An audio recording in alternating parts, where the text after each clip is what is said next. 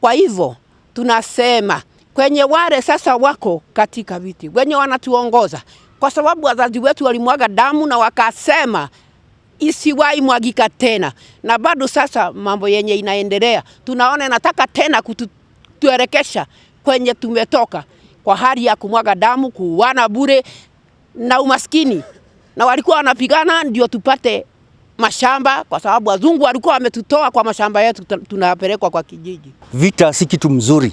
Kwa hivyo tunajua kwamba kama kuna watu ambaye wamepanga mambo mbaya, na tunajua kwamba wako na wanachunguzwa, na tunajua kwamba vile tulifanya 2007 na 007 kuchunguza watu ambaye wanafanya violence, tutafanya hivyo. Hii Kenya ndio kukue na amani yenye tuko naye, yenye tunai enjoy.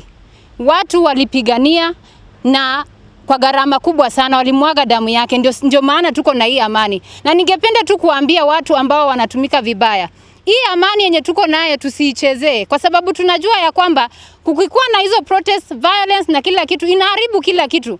Hasara ni mingi zaidi. Maisha ya watu watu wengi hupoteza maisha yao. So ningependa tu kuurge wale Kenyans ambao wanahusika katika hiyo maneno. Nataka tu niwahimize ya kwamba kuna kitu ambacho kinaitwa dialogue. Kama kuna kitu ambacho hauelewani na kiongozi, wacha mkue na dialogue. Na pia ningeweza kusihi viongozi wetu, mpate nafasi muweze kuongea na wazee, muweze kuongea na youth, muweze kuongea na watu ambao wale wako professionals, so that msipitane katika ideologies zenyu. So kwa sisi kama Mau Mau, hiyo ndio tungeweza kusisitiza sana, na tunasema ya kwamba amani iweze kudumu.